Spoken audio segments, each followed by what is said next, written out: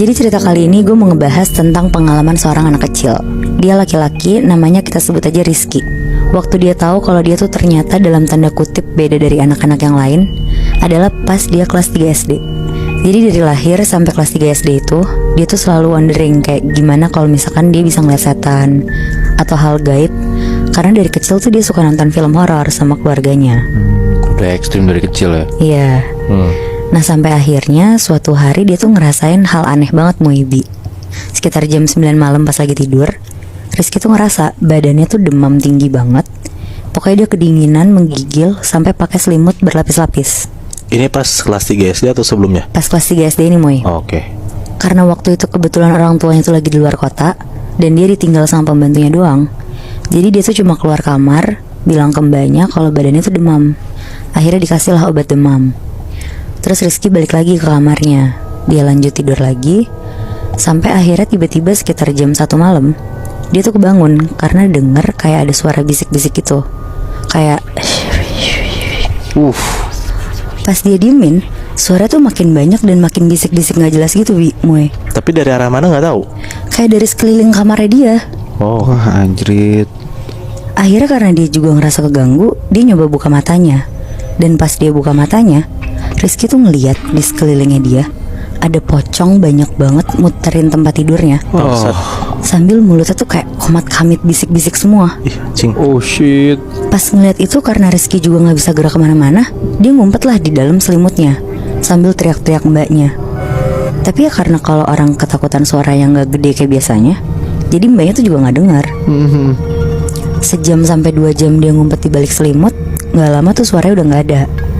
Akhirnya karena dia ngantuk, ketiduran juga tuh dia di situ. Besok paginya pas dia bangun, dia tuh ngeliat di sekeliling kamarnya gak ada siapa-siapa. Terus dia langsung minta mbaknya tuh nyambungin telepon ke mama papanya. Pas diangkat, Rizky tuh histeris nyeritain kejadian semalam yang dia lihat ke orang tuanya. Terus orang tuanya tuh karena denger Rizky kayak gitu, jadi mereka nenangin Rizky sambil bilang kalau mereka bakal pulang ke rumah lebih cepat karena harusnya tuh pulangnya lusa. Makanya akhirnya pulangnya besok. Oke. Akhirnya dengan ketakutannya Rizky tuh nungguin papa mamanya banget nih buat pulang. Karena pada saat itu tuh juga weekend kan, jadi si Rizky tuh libur sekolahnya. Dari siang sampai sore Rizky nonton TV di ruang keluarga yang ada di lantai 1 rumahnya. Dia nonton, ketiduran, makan, pokoknya gitu-gitu aja kegiatannya. Sedangkan mbaknya tuh beres-beres rumah, kayak nyapu, ngepel. Nah pas lagi nonton TV sambil bengong-bengong, Rizky tuh kayak tiba-tiba pandangannya kabur. Terus tiba-tiba tuh ada di dalam mobil mama papanya. Kayak dia tuh dalam keadaan sadar Moebi, bisa ngelihat kondisi mama papanya sekarang yang lagi di dalam mobil perjalanan pulang. Anjir. Di situ Rizky kaget banget dan kayak langsung nyapa mamanya. Mama. Tapi ya mamanya tuh gak denger apa-apa sama sekali. Jadi Rizky tuh kayak cuma ngomong sendiri sampai akhirnya Rizky tuh sadar kalau mama papanya tuh gak bisa ngelihat dia di mobil itu. Nah gak lama setelah itu Rizky ini nyaksin sendiri mobil yang mama papanya naikin ditabrak kenceng banget dari belakang sama truk. Terus di situ Rizky langsung hilang pandangannya dan langsung kayak ke split tiba-tiba lagi di jalan raya ngelihat mama papanya tuh terbaring berdarah-darah gitu. Pokoknya sepenglihatan Rizky di situ mama papanya tuh udah gak bernyawa gitu Moebi. Aduh kasian banget. Nah karena kaget banget Rizky tuh nafasnya gak berhenti. Jadi cepet banget dan gak lama tuh langsung switch balik lagi di depan TV sambil nonton siang-siang. Oke. Cing. Rizky yang masih kelas 3 SD di situ tuh bingung banget kan sama apa yang terjadi barusan. Di situ dia langsung nelfon mama papanya nih akhirnya. Dan alhamdulillahnya itu tuh langsung diangkat. Mama papanya gak kenapa-napa. Tapi Rizky tuh di situ bilang pulangnya nanti aja, jangan sekarang. Mereka pulang dari Bandung ke Jakarta, jadinya tuh gak pulang besok, tapi jadi lusa. Oke. Tetap kayak jadwal dia sebelumnya. Iya benar Moy. Nah selama nunggu orang tuanya pulang, Rizky tuh ngalamin banyak kejadian-kejadian aneh Moy Bi.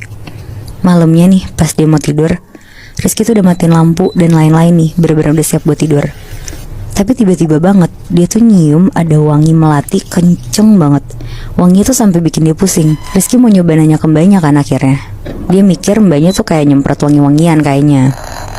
Pas dia udah samperin mbaknya tuh bilang kalau gak nyemprotin apa-apa. Bahkan mbaknya tuh juga bilang, jangan nakut-nakutin mbak dong Rizky. Akhirnya Rizky tuh balik lagi ke kamarnya. Dia naik ke lantai 2 sampai depan kamarnya. Dia mau buka pintu kamarnya nih. Pas dia buka, Rizky tuh ngeliat ada perempuan, mukanya serem, hancur banget, lagi tiduran di kasurnya Rizky sambil ketawa-tawa. Bah, Rizky langsung lari ke bawah dan perempuan itu tuh kayak terbang ngikutin Rizky. anjrit. Anjing. Tapi tuh terbangnya tuh lebih cepat dari Rizky lari.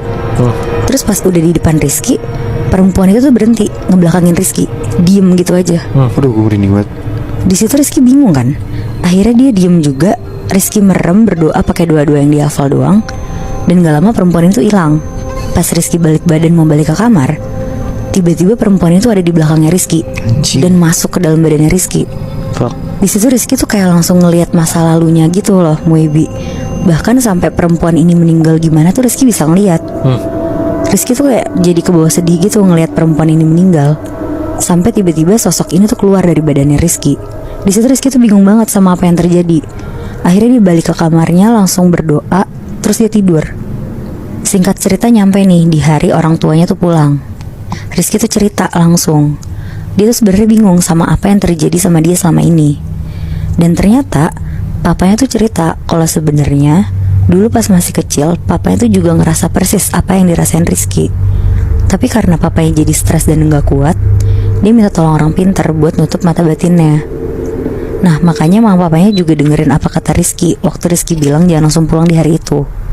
Karena papanya tuh feeling kayaknya gift ini tuh turun ke Rizky lewat papanya.